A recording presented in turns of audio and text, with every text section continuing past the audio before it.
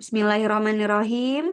Assalamualaikum warahmatullahi wabarakatuh. Hai teman-teman, jumpa lagi di channel Septin Hari. Kali ini kita akan membahas bukan soal ya, kali ini edisi spesial teman-teman. Jadi jangan di-skip, tonton sampai selesai supaya teman-teman yang ingin menjadi pentamu Allah bisa lulus di tahun 2025. Ini penting untuk disimak oleh teman-teman yang lanjut ke tahap 2 yaitu tes wawasan kesehatan haji.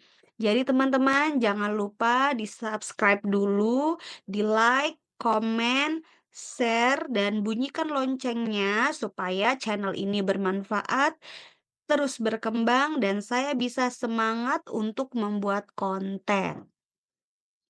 Jadi kenapa, eee video ini spesial untuk kali ini. Jadi, teman-teman, dari beberapa cerita teman yang sudah tes wawasan kesehatan haji hari ini, ada beberapa soal yang berbeda dari tahun-tahun sebelumnya. Jadi, soal-soal yang tipe-tipe soal lama itu juga masih ada, namun ada sebagian besar tipe-tipe soal baru gitu, teman-teman.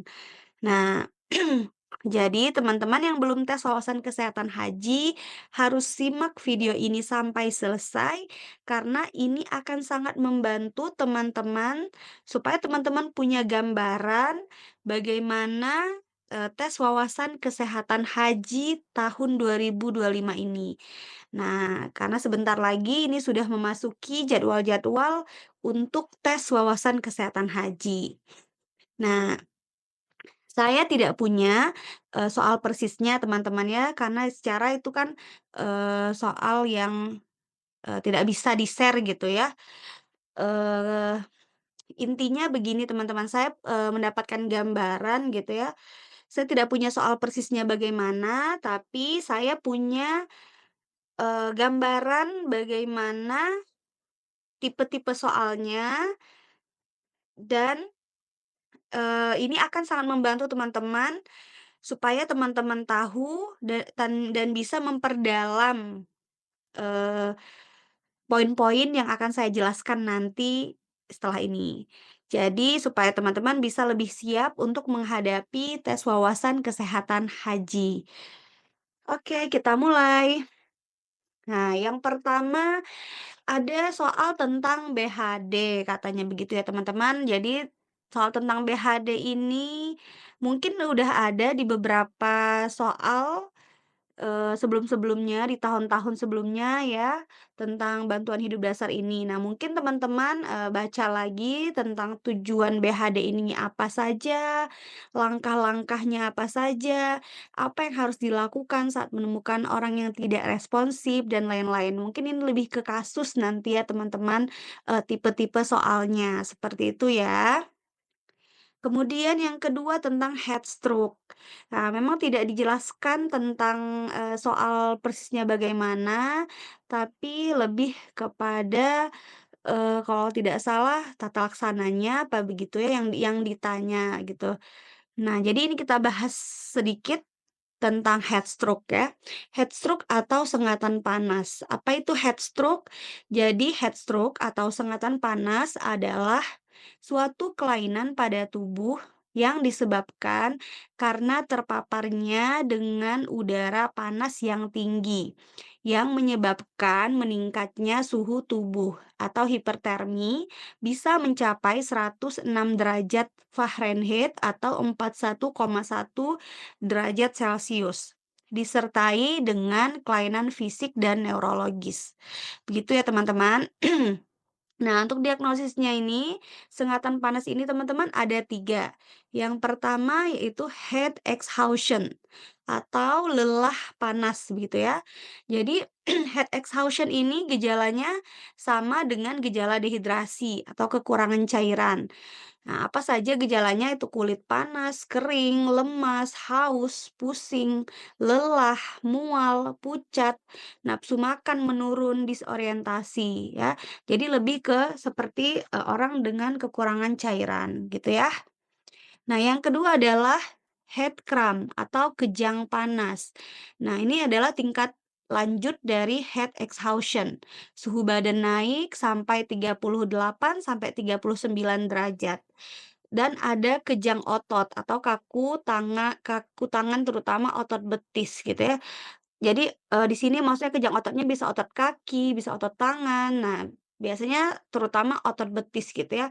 Jadi head cramp ini kuncinya ada kejang otot, begitu ya teman-teman. Baiklah, lanjut part yang ketiga yaitu heat stroke.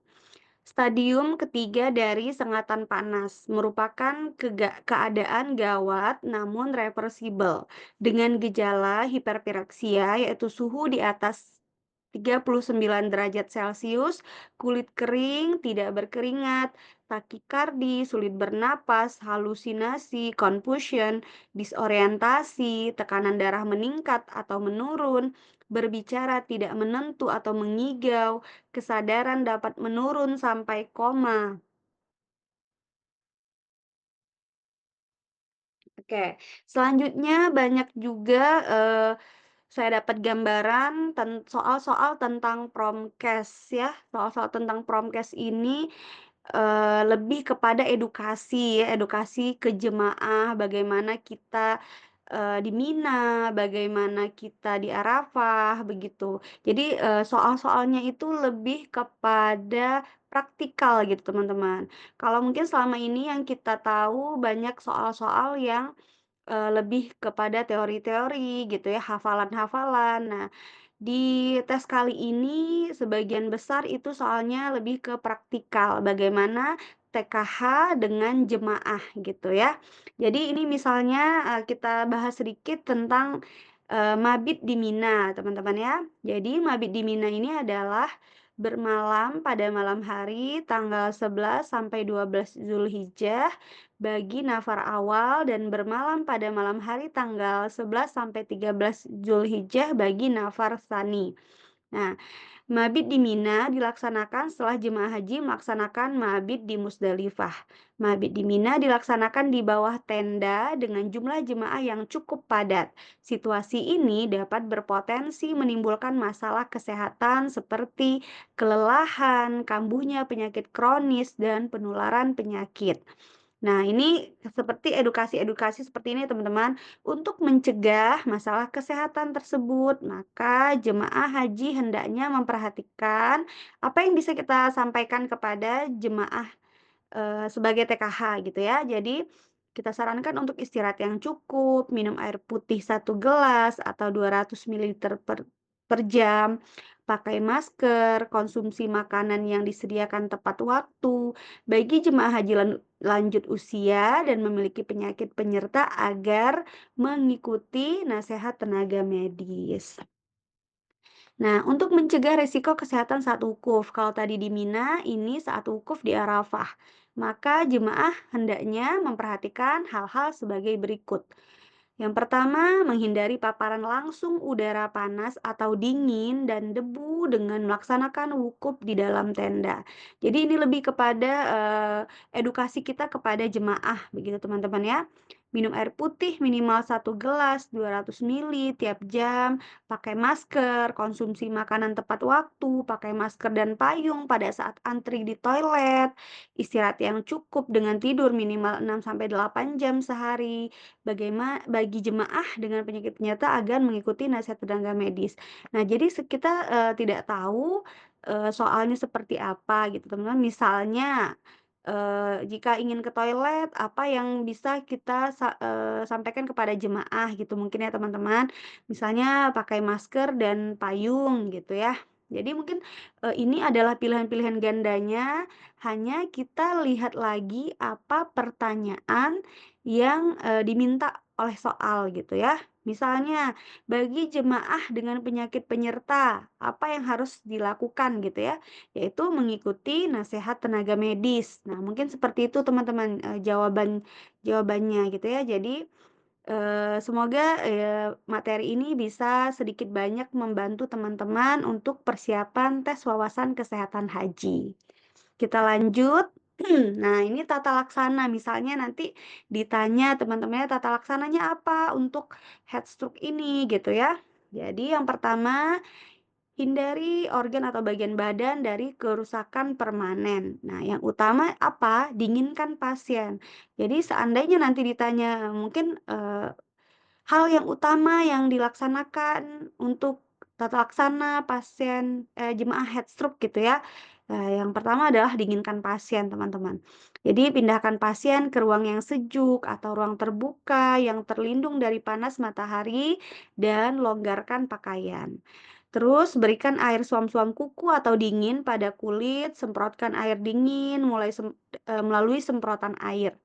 Terus kipasi pasien dengan, kipas atau koran dan lainnya untuk mempercepat penguapan dan berikan kantong es di ketiak.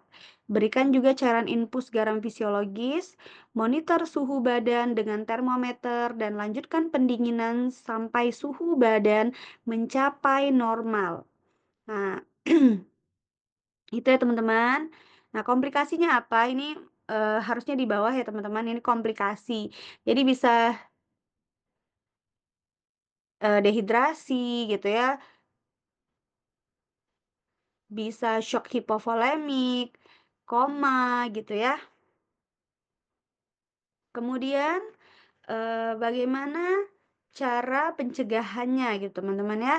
Jadi cara pencegahannya adalah cara menghindari sengatan panas, aklimatisasi atau menyesuaikan dengan suhu panas sebelum keberangkatan haji. Terus kedua, tidak berada di terik matahari langsung antara pukul 10 sampai dengan pukul 16 waktu Arab Saudi. Keluar kemah atau rumah terutama pada siang hari harus memakai payung dan berbekal minuman dan semprotan air. Minum setiap hari paling sedikit 5 sampai 6 liter atau 1 gelas per jam. Jangan menunggu haus. Pada saat di luar pondokan dianjurkan sering menyemprotkan air ke muka dan bagian tubuh lainnya. Hindari minum kopi karena akan mempercepat dehidrasi.